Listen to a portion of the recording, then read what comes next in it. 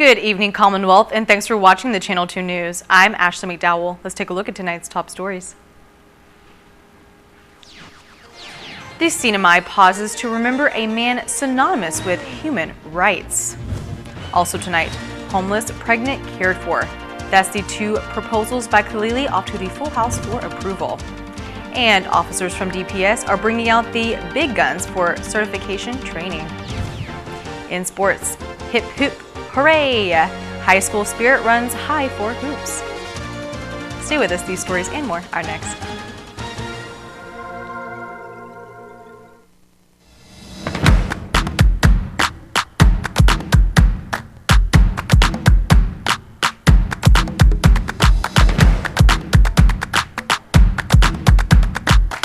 The phone you want now on the best network and a plan that gives you endless data on chat, social, and music apps. Tell your DoCoMo Pacific rep you want now with access. DoCoMo Pacific, better together. Some conditions apply.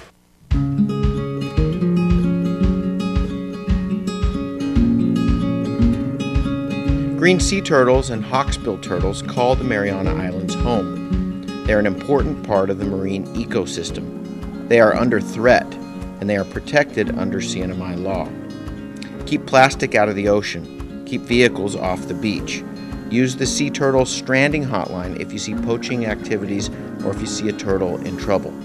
Call 287-8537 and save a turtle.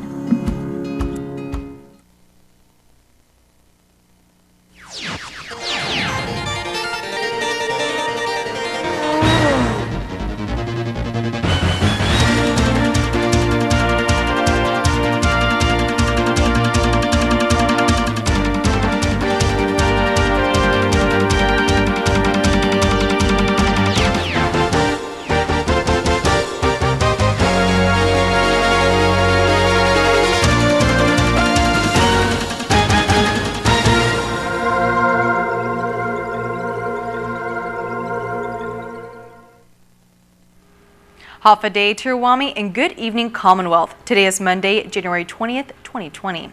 Today, we celebrate the work of Dr. Martin Luther King Jr. Our Sally Lemus speaks with the African American Cultural Preservation Committee, who explains his impact on society today. Walt Goodrich moved to Saipan in 2006, just when community members were pushing for Martin Luther King Day as an official holiday in the Commonwealth. During the Fitzgerald administration, the law was passed and different types of activities were done to commemorate Dr. King's birthday. Goodrich says he remembers the marches, essay contests, and island cleanups that were held, but it was always a point to the AACP committee to educate the community on other ways to commemorate MLK Day. Specifically that there is a connection. Sometimes a lot of people think that MLK Day and particularly the civil rights struggle is just something that's unique to mainland America and specifically to Black Americans. So one of the things that the committee wanted to do was to show people that the concept of securing someone's civil rights and honoring and respect that is something that's a global issue. It's something that, if you live here in the Marianas, especially here, we have a very diverse community, of Chamorros, Carolinians, Pacific Islanders, Filipinos, Koreans, all sorts of Chinese, Thai, Bangladeshis. So here, in fact, more than a lot of other places, being cognizant of another person's civil rights, their ability to live in peace and harmony and the way they choose within civil society is something that's really pertinent here, despite the fact that people associate it a lot with the Black American struggle in mainland U.S. Many people remember Dr. King fighting for race equality and fair treatment, but Goodrich says it's also important to understand what oppression is and why it even happens. To how the legacy of MLK can be continued is to understand why these things happen so that you can address them and work towards resolving them in an effective way rather than simply just accepting that racism exists and trying to convince people not to be. You have to understand what their motivations are for doing it, and then you can understand better why you, or what you can do in order to address, the real reasons. And it was a unique moment, as KSPN spoke with the ACCP committee in Susupi Village, the same area of a campsite during World War II. When the Japanese controlled these islands, the Chamorros and the Carolinians, the indigenous folks, were essentially treated as second-class or third-class citizens. So it's not too long ago that those roles actually applied here, that you had one group that was being deprived of its civil rights by, the colonial structure. So it's not something that's foreign to history here in the Marianas, and that people, like I said, should broaden their understanding of how this applies to their day-to-day lives. This is Ali Lemus for KSPN News.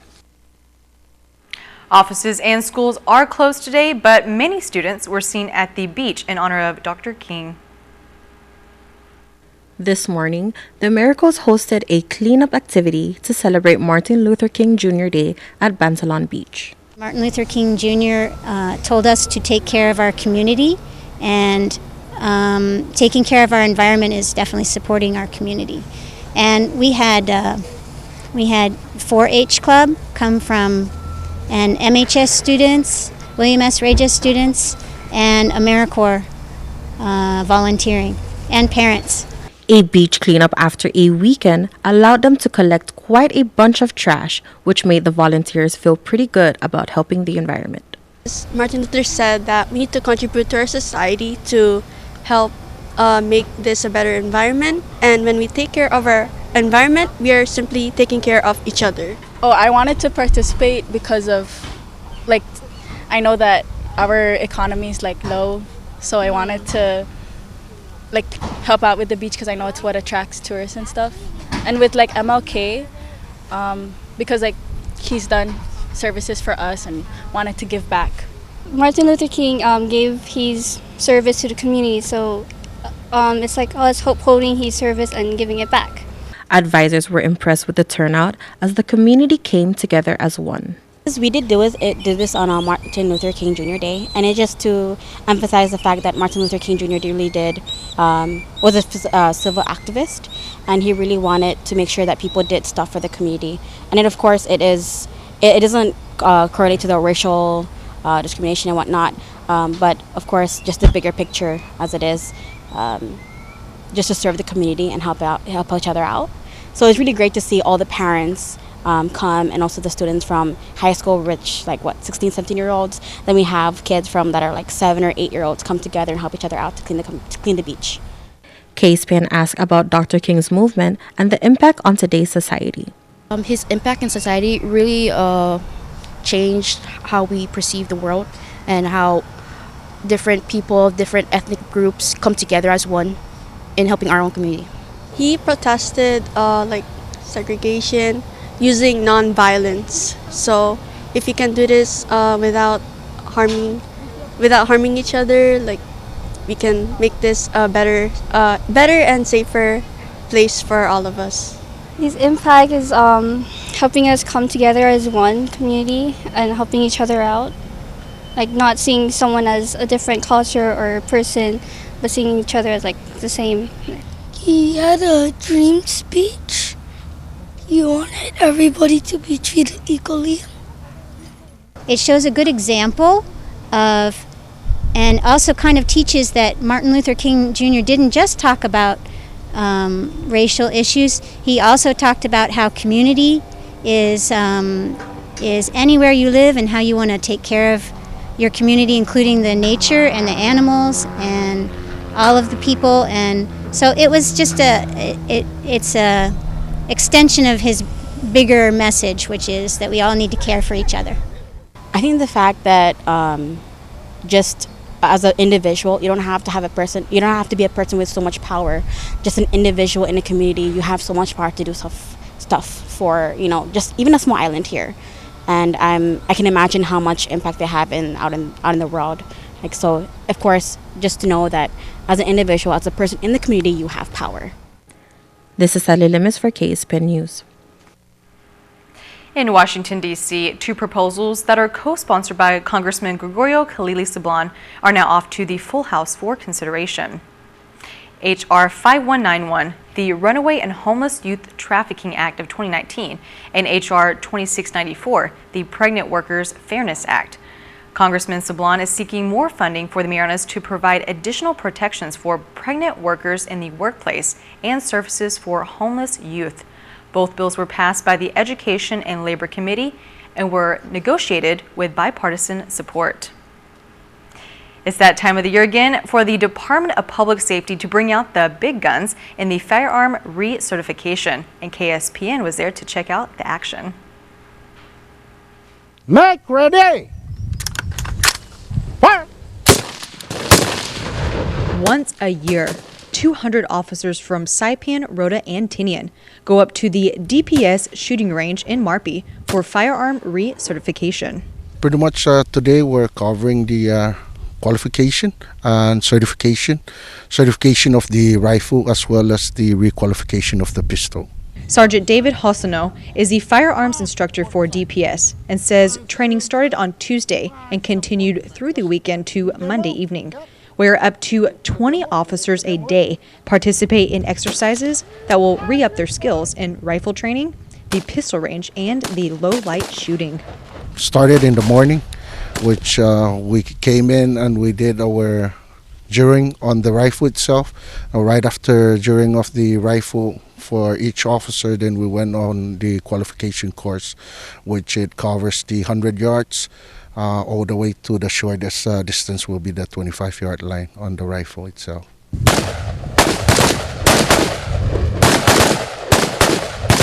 Sergeant Hossano says this recertification is important for not only the officers, but the government officials and the public's safety. A recertification is assuring the public that the officers are trained and also clearing any liability that the government might incur if they fail to do a training or recertification of these officers within the CNMI. Sergeant Hossano says in order to become a police officer, he or she must be certified to not only carry a firearm, but also know the small details of what to do before and after pulling the trigger. Because there's certain level of force, and this is the most deadliest force, and this will be the last resort, I would say, within the level of force of the police officers. The 4 rules of gun safety officers must practice, as well as anyone using a firearm, are: treat all guns as if they are loaded. Never point the firearm toward anything you don't intend to shoot. Keep your finger straight and off the trigger until you are ready to fire. And always remember to check your target, beyond your target, and its surroundings.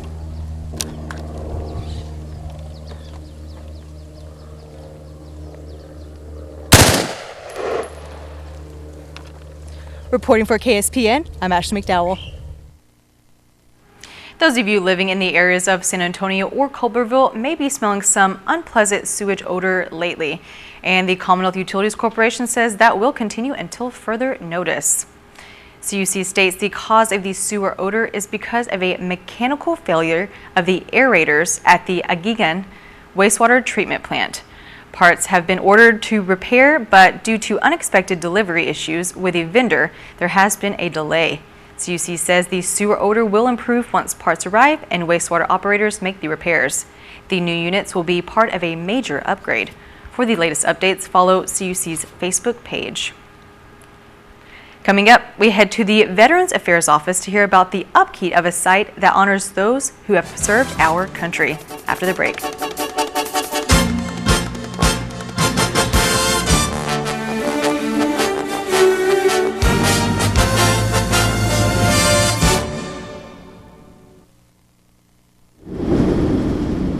Mom, are you sure? What about the shutters? And do you have your medicine? Don't worry about us, love, okay? You take good care of yourself. I'm in love. Yeah, sorry. The power went out, so I had to light up all the candles.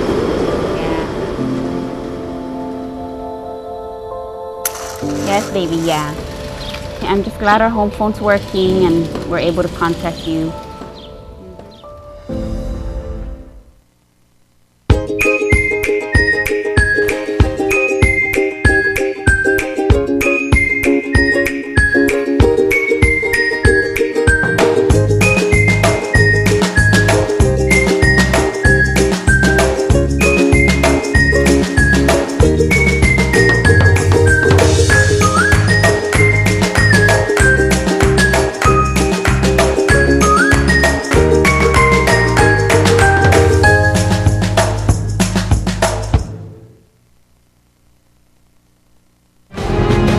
Let's roll at Gold's Gym Saipan with group exercise for every body.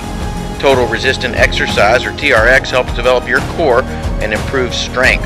And Zumba toning is probably the funnest way to get fit. The Shake Cafe is a great place to stop by for a meal replacement or supplements. Today is the first day of the rest of your life.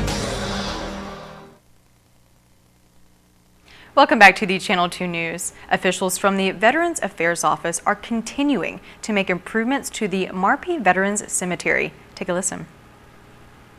The Marpi Veterans Cemetery, a site that honors those who have served in the military and are laid to rest in a place they called home. Our culture is so strong, and we're very close knit culture that there are certain things that we have to adhere to in accordance with the federal laws also, but we also have to be mindful of our own culture. Members of the CNMI Veterans Affairs and the Department of Public Works attended a week-long training in Honolulu to collaborate on improving management of the cemetery. The training was actually a collaboration between Department of Public Works and our office, and mainly stemmed from discussion with the governor and the lieutenant governor in terms of addressing some issues, and also with our cemetery our veterans cemetery down in Marpi. Some techniques officials took away from the training are: we need to learn the etiquettes, all the etiquettes of and the details oriented that's required to for taking care and handling the of course the landscaping of the cemetery, the headstones, learning about the burials, the urns, also columbariums and all that stuff, also including learning the specific dimensions that that goes into when we're digging for the site to prepare for our loved ones, for our veterans. Just one more way the Veterans Affairs and DPW are working to serve the veterans and their families in the Commonwealth. Community members attend the neighborhood meetings, which are a part of the governor's Safer Guam initiative. KUAM reports. Half a day from the 671, here's your Guam News Update. The governor has come up with a series of bills aimed at curbing crime. They're all part of her Safer Guam initiative, which followed a series of village meetings held to gather residents' concerns about criminal activity in their neighborhoods. Here's more. Governor Leon Guerrero submitted a total of 7 bills for the legislature's consideration, and in her letter to Speaker Tina Barnes asked senators to move quickly on the measures. Perhaps the most sweeping change being proposed is to ban stores from selling alcohol from midnight to 2 p.m. daily instead of the current 9 a.m. But for weekends and holidays, the restriction on beer and liquor sales would be from 2 a.m. to 9 a.m. Another bill would prohibit parole for violent and sexual offenses. Currently, the law allows conditional release after 85% of a sentence is served. Another measure would make parents or guardians criminally liable if their minor child commits a felony or misdemeanor. If found guilty of failing to exercise reasonable care, supervision, protection, or control, they could be subject to fines of up to $2,500 or a prison term of up to 1 year. Another proposal would prohibit plea deals unless prosecutors provide confirmation that victims were notified and consulted and advised of their rights. Another bill would authorize the Customs Agency to enter into a public-private partnership to screen cargo at all ports of entry. It also provides for the use of up to 11% of use tax collections to fund the deal. The administration is also proposing to establish an automated traffic enforcement program using photographic traffic signals to catch motorists running red lights. And one other measure would establish a civilian volunteer territorial park patrol officer program to provide backup for park protection services. The bills must be farmed out to the relevant legislative oversight committees for consideration and action. For Guam's News Network, I'm Nestor Lecanto. For more, check out KUAM.com. Thank you, Jason. Coming up, Team CNMI returns after a week of hardball. Don't strike out. KSPN2 Sports is next.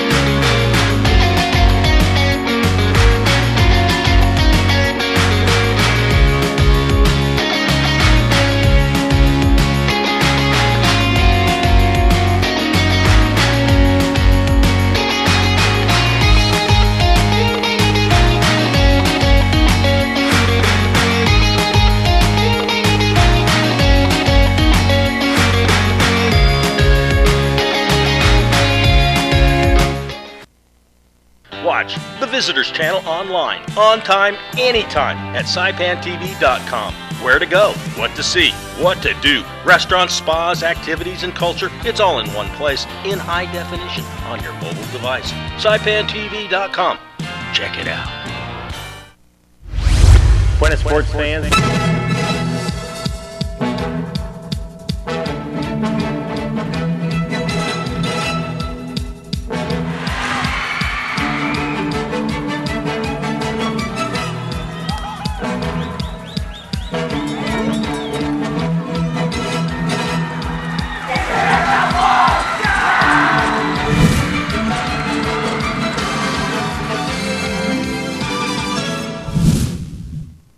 Buenas sports fans, a very inexperienced Team CNMI gained valuable experience at the Baseball Confederation of Oceania U15 tournament at Paseo Stadium in Ganya, Guam last week. CNMI played 6 games in 5 days, finishing 1-5, the lone win coming against New Zealand.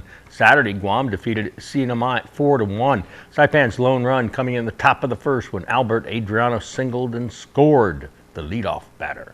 Guam won the tournament to qualify for the next round that's going to be in Mexico. New Mexico takes second place. Because there was no junior league played last year here, Saipan players were playing on the larger field for the very first time. Here's a look at our 6-day stat summary. CNMI scored 24 runs on 24 hits, but they committed 35 errors, so we know what we need to work on.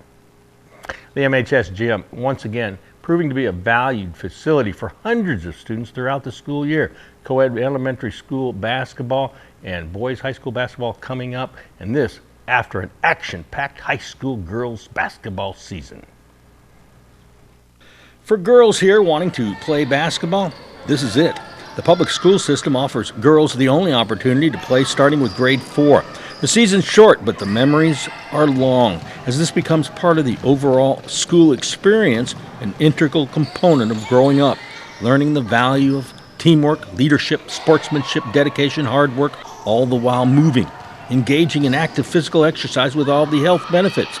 The 2019-20 season saw students embracing the season with refocused energy and enthusiasm, best exemplified by the MHS junior varsity team. They clawed and fought their way to the finals against their older schoolmates who also played all out. Check this, final minute varsity already had the game in hand, and desire by Lady Dolphins Desiree Camacho shown right here.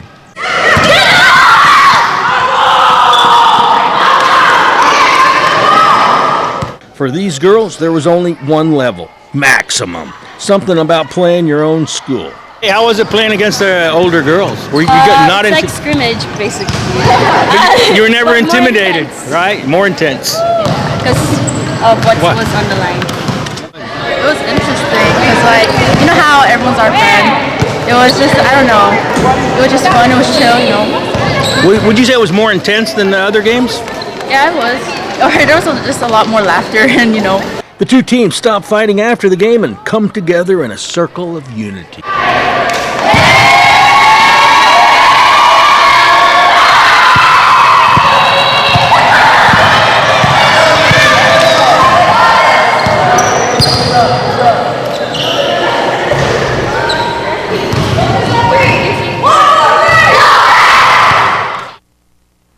Masters soccer players have a rare opportunity at their feet. All-star games against international competition. See, old people can have fun too.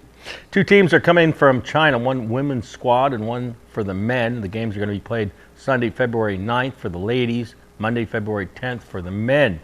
But you can't just show up and play. NAMIFA wants the best that we've got, so tryouts tomorrow night from 7 to 9 over at the Coblerville Training Center. Now, players must be born on or before 1984, so it's over 35, and these games are called friendlies because it's real friendly.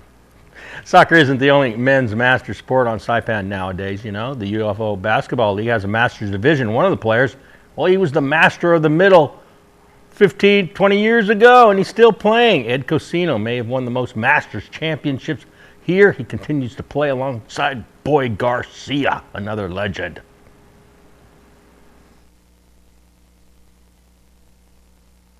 Look at this, a blast from the past.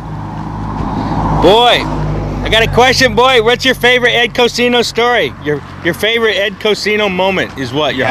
What's your favorite moment of When we it? played together during those days. Is there one thing, one moment, one game? One game, yeah. Yeah.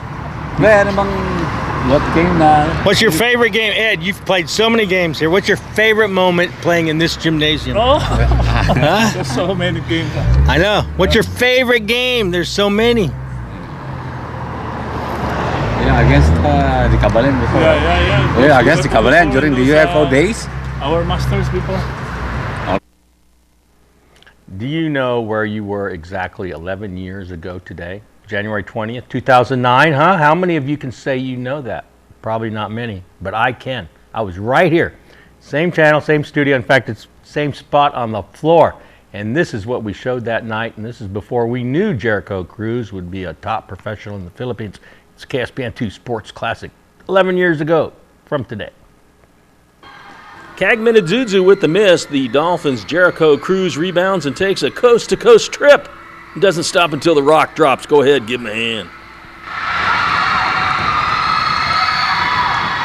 And Edwin Camacho free throw pulled Kagman to within 7, 30-23. Trevor Ogumuro has the ball stripped by Jericho. He takes the rock to the promised land and he scores despite the hack job. That's a three-point play for the league's leading scorer. A technical foul on the Dolphins bench for calling timeouts they didn't have allows Edwin to show off his free throw shooting ability. Tom Pangilinan connects from downtown Susupi. Joada with the strong baseline drive up and in. The lightning quick guard comes up with a backcourt heist. He heads south for a Dolphin deuce and gets whacked in the process. He missed the free throw but got his own rebound and then, drew another foul. Go ahead, call him a foul magnet. He turns that into a very unusual 4-point play. Speaking of free throw shooting, Edwin demonstrates the proper form and follow through. But in the end, it was Joada and the Dolphins coming out on top of the scoreboard again.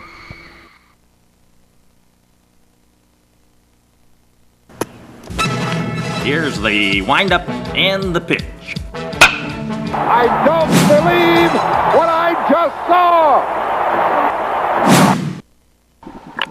Snorkeling, kayaking, mountain biking, off-roading, go-karting, and great hiking. Choose Marianas Tracking for great adventure tours. We have the greatest guides who always offer more. And our mascot Emma will guide you on some fun. Marianas Tracking is great for everyone.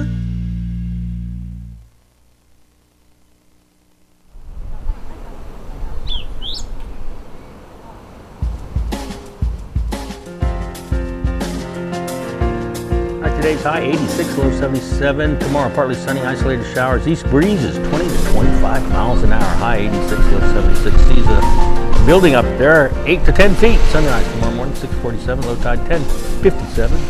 High tide 4:12. Sunset 9 past 6. Just getting later. It was a nice day to be home and enjoy the holiday. Did you enjoy your holiday? Yeah, I was at work, and I think it's time to go home and enjoy it ourselves. Can we enjoy the rest of our holiday? Can we? Yeah. Can I? At home. Thank you, Absolutely. Thank you for watching. Have a great rest of your night. Good night.